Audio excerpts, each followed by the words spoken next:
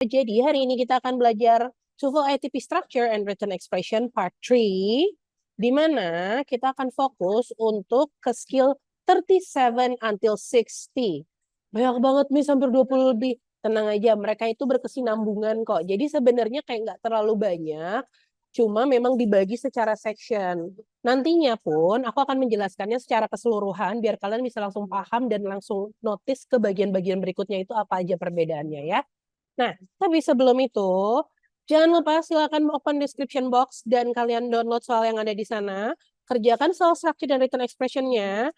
Nanti kalau sudah selesai, silakan kerjakan dan coba cari jawaban yang paling benar berdasarkan skill yang sudah kalian pelajari hari ini ya. Alright, let's go to the first skill of the day, yaitu skill 37. Nah, skill 37 di sini maksudnya adalah use the correct form of the passive and recognize active and passive meaning. Jadi sebenarnya keduanya berkesinambungan ya, mengenali bentuk pasif dari suatu paragraf. Ini kebanyakan pada nggak tahu kalau kalimat ini adalah kalimat aktif, kalimat ini adalah kalimat pasif.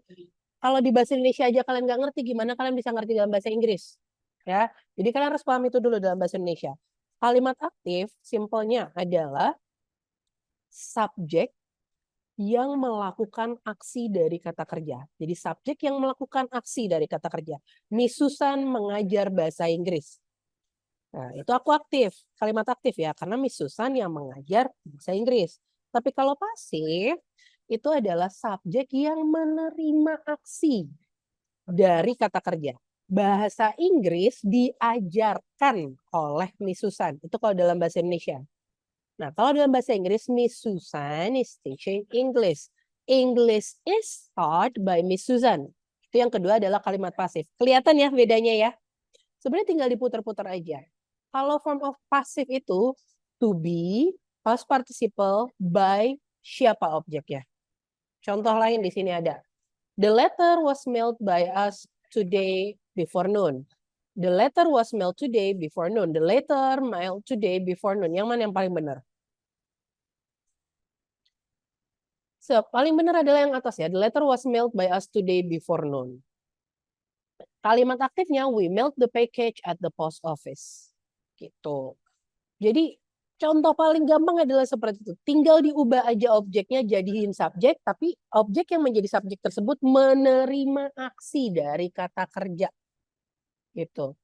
Kalau aktif, subjek melakukan aksi dari kata kerja. Pasif, subjek menerima aksi dari kata kerja. Begitu ya. Dan biasanya kalau subjek menerima aksinya karena siapa? Ada by-nya biasanya ya. Gitu. Lanjut, kita ke skill 39 to 42. Problem with nouns, how to use and how to distinguish. Bagaimana cara menggunakan dan mengetahui atau membedakan. Nah, pertama, use the correct singular or plural noun. Gampang banget. Kalau dia nounnya ada S, berarti dia apa? Plural. Kalau nounnya nggak ada S, berarti apa? Singular. Gitu. Terus keywordnya gimana, Miss? Kalau misalnya nggak tahu aku. Nah, di sini ada keyword for singular and plural noun. Kalau dia udah pakai kata-kata ini, udah pasti dia singular. Jadi to be-nya pakainya is, jangan dipakein are. Udah tahu dia singular noun. Ya. Contoh, each, every, single, one, a.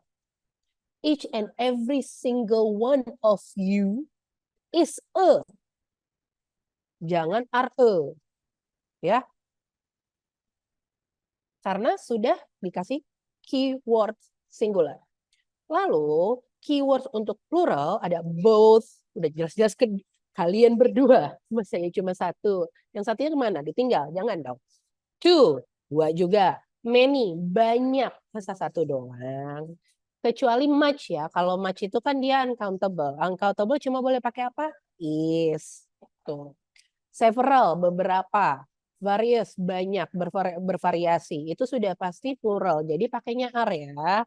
Dan noun-nya pun harus pakai S. Jadi kalau udah ada kata-kata plural noun ini, noun-nya jangan lupa dipakein S, harus dikasih S ya. Nah, lanjut.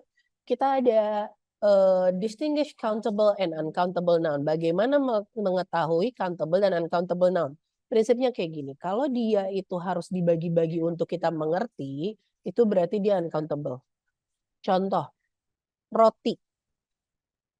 Roti itu bread, kalau dia bread doang, dia uncountable. Tapi kalau misalnya dia sudah dipotong-potong, dia bisa jadi countable kalau kita tambahkan perhitungan di depannya. A slice of bread. Ada slice-nya. Jadi yang bikin countable apa? Si slice-nya itu. Ya. Uncountable noun itu pasti pertama terbuat dari liquid, terbuat dari material mentah seperti wood, rock, bronze, silver, metal, segala macamnya. Jadi terbuat dari bahan mentah. Terus terlalu general, dia itu pasti uncountable. Dan terbuat dari bayangan atau imajinasi. Contohnya hope. Hope itu uncountable. Dia kan tidak kelihatan, tidak ada bentuk wujudnya ya. Jadi hanya bisa dibayangkan atau kita tahu doang. Uang, money is uncountable. Kenapa? Karena terlalu general. Tapi kalau sudah jadi rupiah, yen, dollar, itu baru jadi countable. Bisa dihitung 1, 2, 3, 4 ya. 1.000 rupiah, 2.000 rupiah. Itu sudah jadi countable ya. Nah, jadi kalau kalian sudah tahu nih tipe countable dan uncountable, gimana cara menentukan kalau ini dia masuk countable atau uncountable selain berdasarkan bahannya atau dia terbuat dari apa, itu adalah dengan menggunakan keywords-nya. Ini ada keyword for countable dan uncountable noun ya. Jadi kalau countable noun bisa pakai many atau pakai number, few atau fewer. Kalau uncountable pasti pakainya much, amount, little atau less. Ya. Ini pokoknya ini tinggal kalian hafalin aja, nanti kalian pasti udah paham kalau bisa keluar di structure ya. Next, recognize irregular plural of noun. Jadi bentuk plural dari noun yang tidak beraturan. Nah, kalau irregular things di Inggris itu memang harus dihafal, tidak ada trik khusus. Tapi kalau kalian sudah hafal, dia itu gampang kok. Kenapa? Karena rata-rata adalah yang kita temukan sehari-hari. Contohnya di sini ada man jadi man, woman jadi woman, food jadi feed, tooth jadi teeth. Jadi cuma pengubahan O jadi E atau A jadi E gitu ya. Atau juga penambahan N, child jadi children, ox jadi oxen. Atau bahkan dia stay the same. Jadi prinsipnya tuh nggak terlalu susah ya kalau irregular plural. Jadi deer tetap deer, fish jadi fish, salmon is salmon. Ingat, fish itu uncountable loh. Meat itu uncountable. Is jadi ES, analysis jadi analysis, axis jadi axis, and crisis jadi crisis. Ya. Atau juga it ends with A. Dari bacterium jadi bacteria, curriculum jadi curricula. Itu irregular ya. Lalu us jadi I, alumnus jadi alumni, bacillus jadi bacilli, and cactus jadi cacti. Ya, sampai sini gimana? Aman? Aman, Miss. Alright. Yang terakhir kita ada distinguish the person from the thing, membedakan atau menemukan antara orang sama benda. Karena ini it's very common to confuse a person with a thing in a written expression, especially on the TOEFL test. Pokoknya kita lihat aja dia itu sebagai objek atau sebagai subjek. Kalau dia sebagai objek dan dia tidak melakukan aksi, ya udah itu anggap aja thing, gitu ya. Alright. So, a subjective pronoun is used as the subject of a verb. An objective pronoun can be used as the object of a verb or the object of the preposition. Nah, contohnya di sini. Sally gave the book to John. Sally memberikan buku ke John. Sally gave it to him. It-nya itu apa? It-nya itu buku. It-nya itu refer ke buku. Him-nya itu si John. Ini adalah objective pronoun. Him-nya ini objective pronoun. It ini adalah objek, bukan objective pronoun. Lalu Sally adalah subjective pronounnya ya. Nah, jadi caranya gampang adalah siapa yang menerima paling akhir. Gitu ya. Siapa yang menjadi objek paling akhir itu adalah objective pronoun.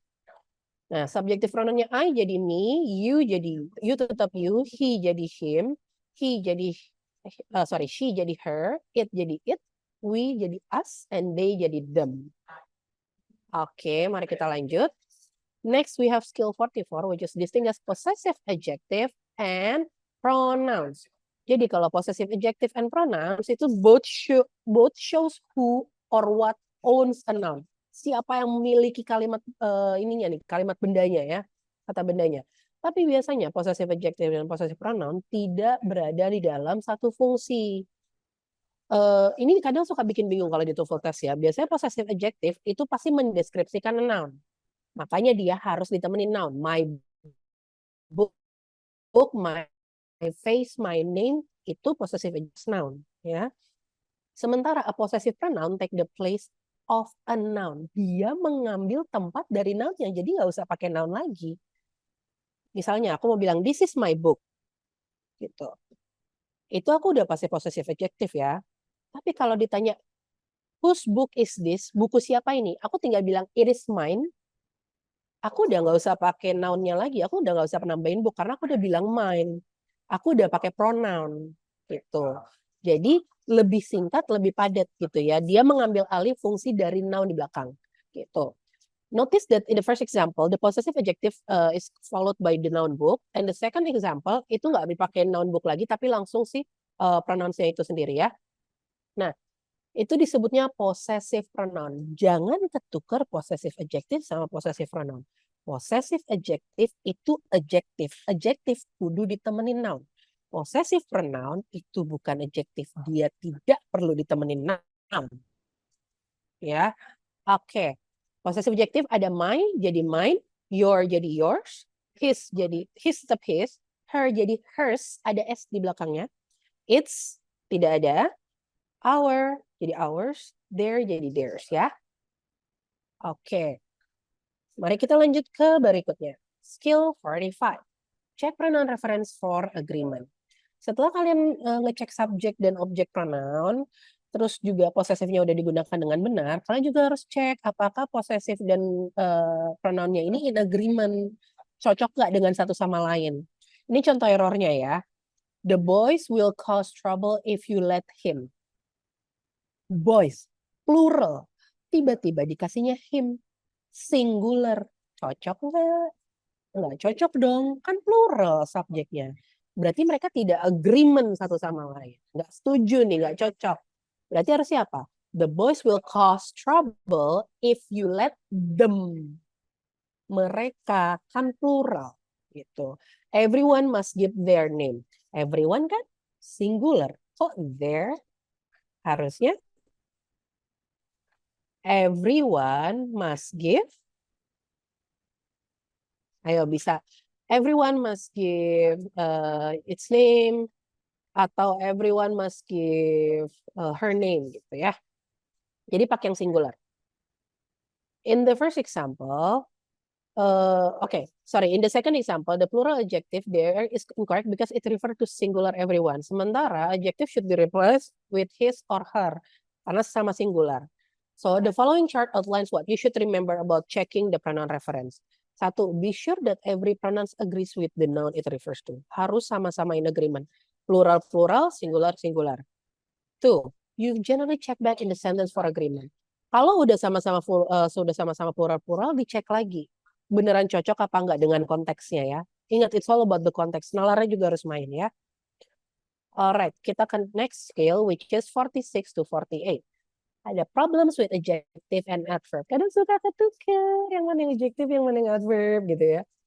Nah, many different problems with adjective and adverb itu possible in written expression of the TOEFL. Dan gimana cara membedakannya? Pertama, kalian harus tahu dulu yang mana yang adjective, yang mana yang adverb.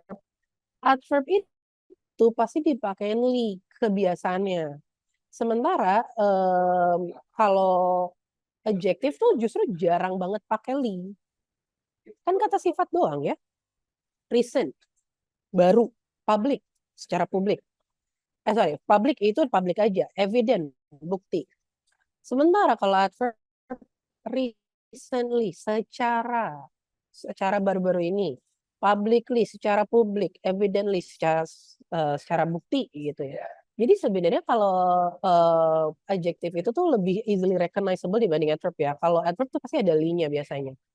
Cuma kadang ada yang adverb memang tidak cocok dipakai li. Nah, ini bisa di recognize-nya gimana? Dengan tahu artinya. They can describe when something happen. Contoh, often, soon, later. Biasanya indicating waktu ya. Nah, or it can also describe how something happen. Fast, hard, well, or where something happen. Here, there, nowhere. Nah, cara yang bakalan bantu kamu untuk merecognize ini adalah satu, tahu kapan pakainya. Know when to use adjective, know when to use adverb. Kedua, mendingan pakai adjective daripada pakai adverb pada saat kalian telah menggabungkan verb ya, setelah kalian pakai linking verb gitu. Terus positioning adjective and adverb correctly. Jadi jangan adjective itu ada untuk mendeskripsikan noun. Ya. Jadi jangan ditaruh setelah noun kalau untuk adjective.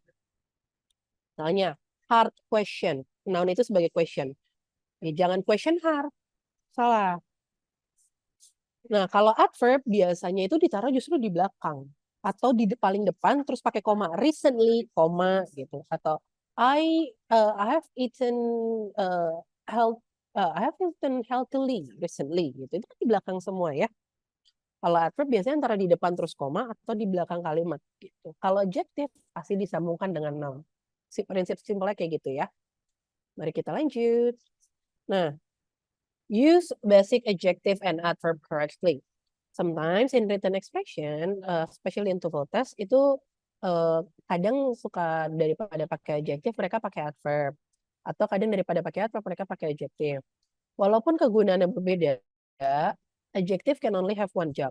Describe noun or pronoun. Ini yang kayak tadi aku bilang.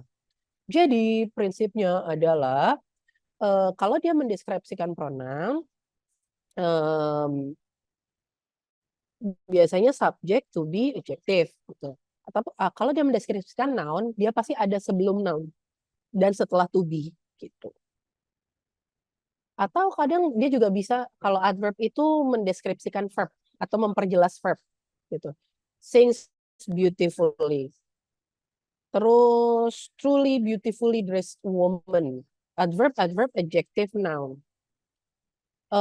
Jadi adverb itu describe verb, adjective or other adverb, adjective describe noun or gitu ya. Lanjut, use adjective after linking verb. Generally, an adverb rather than an adjective will come directly after a verb because the adverb is describing the verb. Jadi ingat aja namanya, adverb. Ad yang ngebantuin verb, adjective ngebantuin noun. Jadi fungsinya untuk mendeskripsikan masing-masing pasangan gitu loh. She spoke nicely, mendeskripsikan bagaimana orang ini spoke gitu loh. She looks nice. Dia cuma mendeskripsikan satu si subjek ini doang si orang, ya udah pakainya adjective gitu. He seems unusually nice. Kalau ini digabung subjek, seems, verb, unusually. Dia terlihat tidak biasanya baik gitu. Tidak sebaik biasanya atau tidak biasanya baik gitu. Oke. Mudah-mudahan aman ya sampai sini. Kita lanjut. Position adjective and adverb correctly. Nah, it is in English it is correct to place one word adjective in front of the noun it's described. Kayak tadi aku bilang, adjective selalu di depan noun. Tapi kadang an incorrect sentence might have an adjective after the noun it described. Contoh, the information important is on the first page. The information important is on the first page. Aneh gak sih?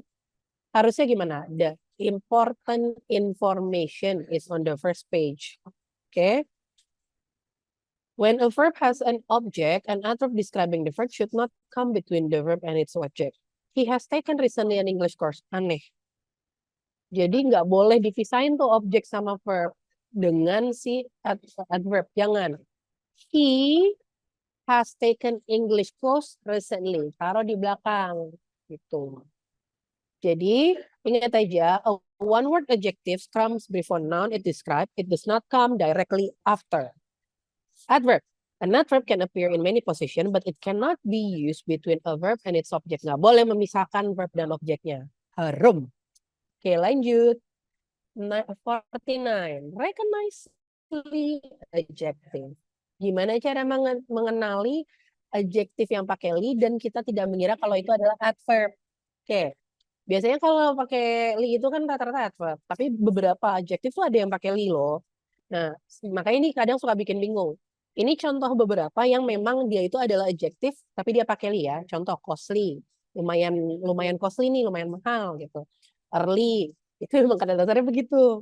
Friendly, kindly, dan sebagai macamnya di sini. Ini gampang ya, ini karena kata-kata sehari-hari, jadi kalian tinggal hafal aja. Ini udah masuknya adjektif. Kalau dia mendeskripsikan suatu aktivitas atau suatu rupa yang bisa kita lihat, kita rasakan dengan indera, itu udah pasti adjektif ya.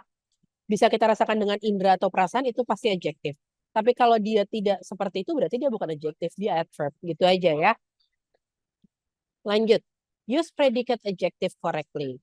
Nah, certain adjective appear only in the predicate of the sentence. Jadi, mereka tuh appear after linking the verb seperti be, and sometimes bahkan mereka they cannot appear directly in front of the noun that they describe ya. Contoh, the snake on the rock was alive. The alive snake was lying on the rock. Oke. Nah, predicate adjective itu contohnya adalah alive, alive, alone, afraid, dan asleep.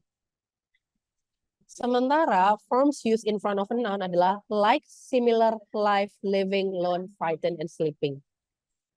Jadi, a predicate adjective appears after linking a verb such as to be. It cannot appear directly in front of the noun that it describes. Oke, jadi nggak bisa tampil di depan langsung noun yang didescribe. Jadi the alive snake ini salah, harusnya alive snake. Bukan alive kayak gini ya, spasi live snake gitu. Ya. Lanjut. Use at and ing adjective correctly. Nah, kalau verb ending di ed atau ing itu bisa nggak mis jadi adjektif? Bisa. Contohnya, the verbal adjective clean and clean itu sama-sama berasal dari the word clean ya. The woman cleans the car. Wanita itu membersihkan mobil. Itu sebagai verb. Tapi kalau mau sebagai adjektif, the cleaning woman work on the car. Itu sebagai adjektif maksudnya gimana? Si wanita tukang bersih-bersih ini gitu ya. Atau the woman put the clean car back in the garage yang sudah dibersihkan. Jatuhnya seperti itu ya. Nah, jadi gampangnya adalah kalian tinggal fokus ke sini ya. Kalau dia type-nya ing berarti meaning-nya aktif ya. It does the action of the verb. Berarti dia merepresentasikan aksi dari verb yang sudah dilakukan. Contoh, the happily playing children, the children play. Berarti verbnya seperti itu. Kalau ini itu pasif, it receive the action of the verb. Modelnya sama kayak yang tadi aku udah jelasin sebenarnya. Tinggal kita ulang-ulang lagi aja biar kalian hafal ya. The frequently played record berarti someone has already played the record. Oke, kita lanjut.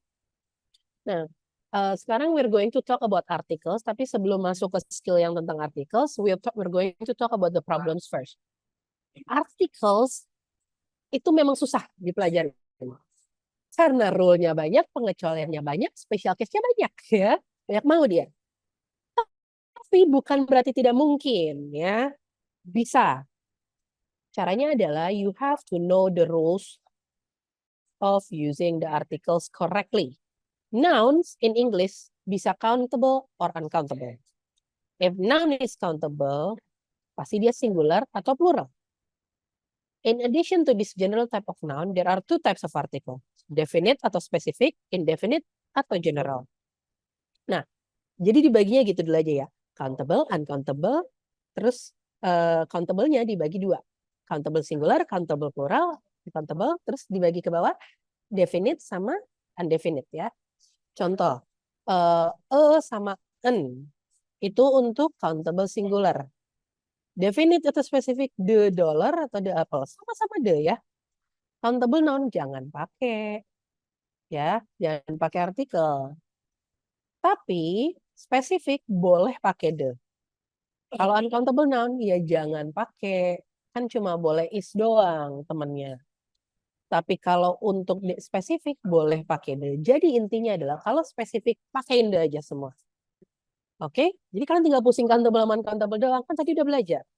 Lanjut. kita ke use article with singular noun. Gimana cara pakai artikel dengan singular noun? Tadi kan udah lihat ya chart sebelumnya. It's possible to have either the definite article or non-definite article. Tapi you must have an article unless you have a determiner. Contoh, I have money. Karena uncountable, nggak needed. I have books. Countable, plural. Jadi nggak butuh juga. I have a book. Countable, singular lagi. Pakein gitu ya. Nah, jadi a singular noun must have an article a or some determiner. Jadi dia harus ada determinernya untuk menentukan kalau itu beneran satu. Ya, a, my, atau each. Gitu ya. Sementara plural atau uncountable, no need. Oke? Kecuali the. Kecuali mau benar-benar jadi definite. The. Itu boleh. Lanjut. Gimana cara tahu distinguish a dan an? Nah, prinsipnya kalau dalam bahasa Inggris, sebenarnya banyak yang pasti bilang, pokoknya kalau dia a, i, u, e, o, udah pasti pakai an. Kalau dia bukan a, i, u, e, o, di luar dari itu konsonan ya udah pasti pakai e. Aku nggak bilang itu salah, tapi itu bisa menjerumuskan kalau kalian berdasarkan kalian baca doang. Yang aku pengen tekanin di sini adalah kalau kalian gunakan your ears, gunakan your listening skill. Jadi kalau kalian mengucapkannya itu a, i, u, e, o, boleh pakai e. Tapi kalau kalian mengucapannya itu di luar dari a, i, u, e, o, ya ya pakainya harus e gitu. Contohnya gimana Miss maksudnya? Ini kalian lihat ya. A university. Tapi bisa juga ada umbrella. Nah, kalau umbrella, terusnya kalau IUEO pakainya an ya, Miss ya. An umbrella, benar. Terus ini university depannya U kenapa pakainya a, Miss? U, U, a university. Kalau berdasarkan kuping kalian kedengarannya U atau U? Iya kan? Konsonan kan pakai E. Gitu ya. Contoh lagi. Honor. Honor, suatu kehormatan. Pakainya an atau e kalau berdasarkan tulisan doang. Pakai e dong harusnya honor gitu ya. Tapi karena the real pronunciation-nya itu adalah honor, hanya nggak dibaca the a is silent, kalian harus pakai an. Karena dia kedengarannya kayak huruf vokal, jadi an honor gitu ya prinsipnya ya. Oke, jadi jangan salah nih habis ini. Next kita ke 54. Make articles agree with noun. Harus sama-sama setuju. Jadi, kalau nouns-nya plural, jangan pakai artikel. Kalau nouns-nya singular, kudu pakai artikel. Walaupun di depannya ada adjektif. Kalau nouns-nya plural, perhatiin noun-nya aja. Iya, lihat ya. Belakangnya singular, Miss. Tapi di depannya ada new. New ini maksudnya apa, Miss? New itu adjektif ya. Adjektif nggak mempengaruhi artikel. Yang mempengaruhi artikel adalah si noun. Kalau noun-nya tidak ada S, sudah pasti pakai e. Atau each ya.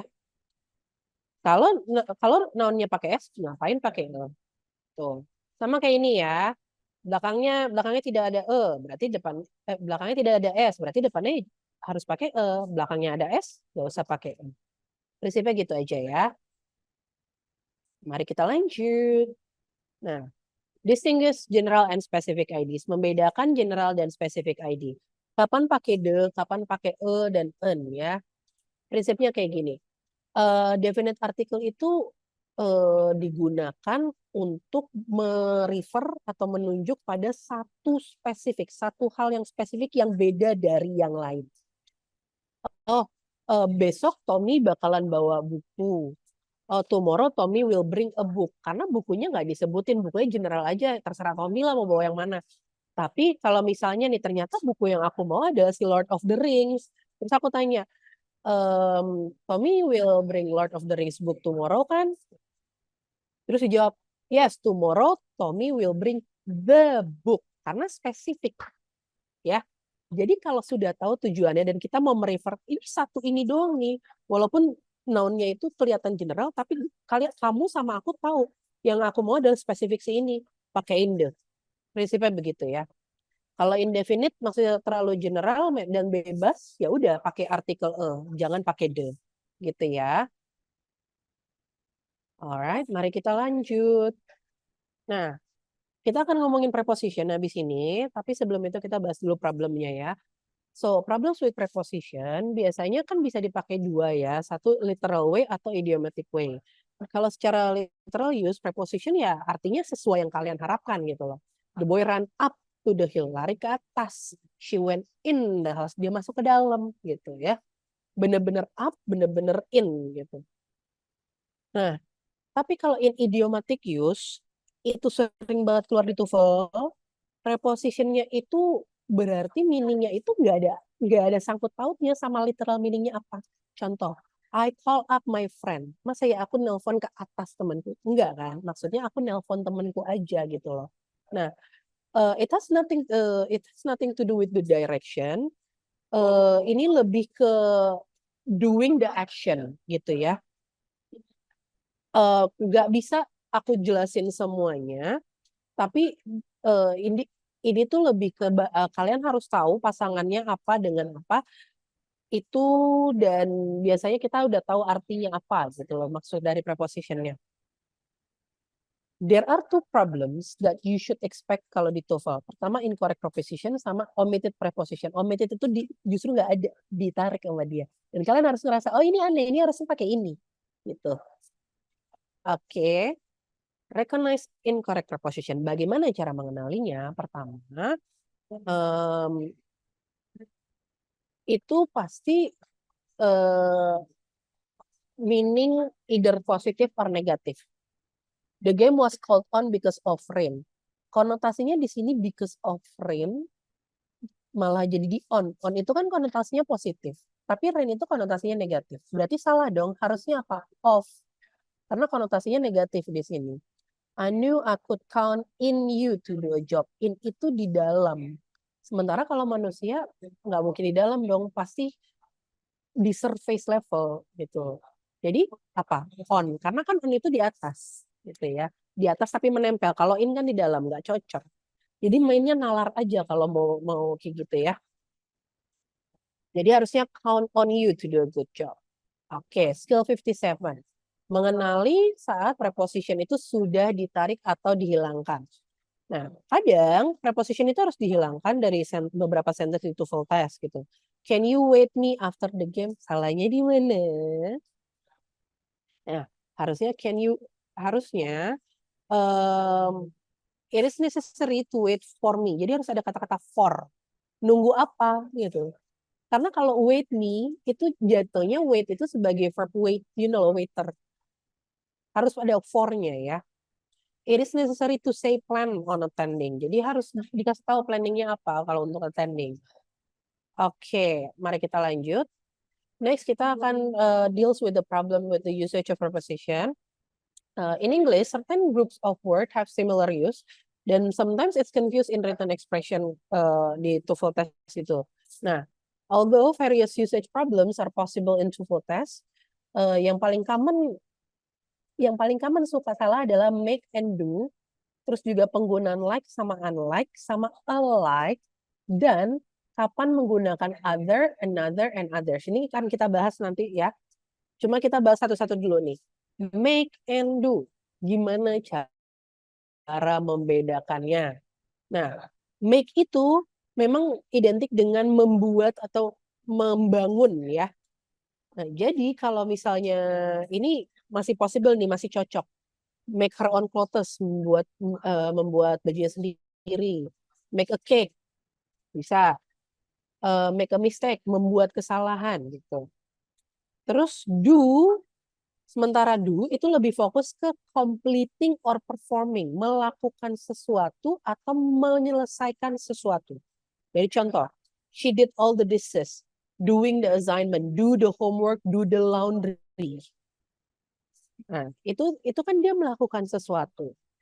Yang paling sering salah adalah do a mistake. Mistake itu bukan di do. Emang kamu mau melakukan kesalahan? Enggak kan? Tapi tidak disengaja, makanya kamu membuat kesalahan itu karena tidak sengaja. Berarti harus pakai make, bukan do ya. Tuh, ingat Make itu lebih condong ke membuat atau membangun, do itu melakukan, ya. Creating or performing, gitu. Next, distinguish like, alike, and unlike. So, alike and like itu bedanya adalah John and Tom are alike. John and Tom itu mirip atau sama. John and Tom work in a like manner. Di sini like di sini maksudnya tuh bagus gitu loh. Secara sama gitu. Tapi kalau yang like doang itu dia sebagai adjektif. Jadi dia harus dipasangkan dengan noun. Tapi kalau alike yang nyambung nih yang tidak ada spasi di antara a dan like-nya, itu dia boleh bergerak sendiri tanpa ditambahkan noun lagi di belakangnya ya. Sementara kalau unlike itu tidak seperti justru lawannya dari like gitu. John is like Tom, John is unlike Tom, tidak seperti itu ya. Nah, unlike itu juga bisa ditaruh di depan tapi biasa dipakai koma. Unlike Tom, John is Tom. Unlike English, Indonesia is easier. Itu boleh. Harus ada komanya ya. Oke, paling orang lebih seperti itu ya. Jadi like sama unlike harus di-follow dengan objek. Sementara kalau alike tidak harus di-follow dengan objek. Dia boleh di ujung ya. Oke, lanjut. Skill terakhir itu distinguish other, another, and others. Mirip-mirip sama kayak yang tadi ya. Other, another, and others itu juga emang ngebingungin banget. Kadang aku juga suka salah kalau misalnya lagi ngobrol karena keserimpet. Tapi when it comes to structure justru lebih easy untuk di-recognize. Kenapa? Itu kalian nulis. Kalian membaca dan kalian lihat. Jadi lebih mudah dicari kesalahannya ya. So, to decide how to use them correctly, you have to consider these three things. Pertama, singular apa plural. Kedua, definite or indefinite. Kayak tadi, the atau a atau an. Adjective atau pronoun. Oke. Jadi apakah dia butuh noun atau dia boleh tampil sendiri? Prinsipnya seperti itu. Nah, kalau dia indefinite dan singular, pakai another. Oke. Kalau dia indefinite dan plural, pakainya other. Ingatnya gitu aja. Another. Other, tapi digabung jadi satu. Berarti cuma buat satu orang doang. Kalau dia plural, pakainya other. Oke. Nah, lalu kalau dia definite harus pakai the other ya. Untuk pluralnya tinggal ditambahin s, the others gitu. Lalu jangan lupa ya, kalau misalnya dia bentuknya plural, mau dibikinnya sebagai pronoun, ya nggak usah ditambahin lagi objek di belakangnya, kan dia udah sebagai pronoun. Gitu. Do you want to bring this pencil? No, it's okay, I have others. Gitu boleh. Kenapa? Konteksnya masih sama-sama tahu kita lagi ngomongin pensil. Gitu ya. Tapi kalau konteksnya nggak tahu, baru boleh ditambahin objeknya apa ya. Mudah-mudahan clear sampai situ. Let's go to the next one. Kita punya exercise seperti biasa. Silakan coba di pause dulu sambil dikerjakan. Nanti akan aku kasih lihat kunci jawabannya. Alright, ini kunci jawabannya ya. Tada! Did you answer correctly? Masa? Mari kita coba ke berikutnya. Ada number 3 to number 6. Di pause dulu sambil dibaca. Oke, kalau sudah berikut jawabannya, gimana? Berapa banyak salahnya? Atau malah benar semua? Great job kalau kayak gitu. Kita lanjut ke 7 to 10. Oke, silakan dipas. Berikut jawabannya, gimana? Banyak yang salah atau benar semua? Aku yakin sih benar semua. Karena kan kalian udah pada ngerti nih ya, skill 1 sampai 60 dari 3 part video yang aku sudah berikan ke kalian. Gimana so far? Seru kan? Thank you so much ya kalau kalian nonton dari part 1, part 2, sampai part 3. Mudah-mudahan nanti kalau misalnya ada topik-topik baru lagi yang bisa aku angkat, akan aku angkat lagi di sini. Tapi kalau misalnya kalian punya topik-topik lain yang kalian mau suggest, boleh dong komen di bawah terus atau Miss boleh nggak sih kamu jelasinnya kayak gini gini gini gini. Jadi kasih masukan juga ke aku biar nanti aku tahu kalian itu pengennya belajarnya seperti apa atau materinya dibuat seperti apa.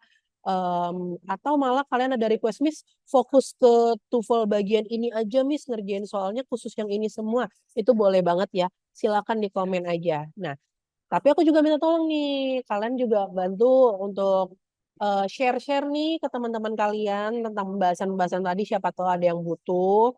Terus juga kalau misalnya kalian mau promote video ini ke komunitas-komunitas kalian, silakan banget. Aku juga minta like-nya jangan lupa dan jangan lupa juga pencet tombol subscribe biar nanti kalian bisa dapat notifikasi kalau misalnya aku tim Studenisia posting lagi ya, sedia semua. Nah, buat teman-teman yang membutuhkan untuk pelatihan dan segala macam boleh kontak kita juga. Semoga semua materi yang aku berikan itu bermanfaat dan thank you so much ya. Bye bye.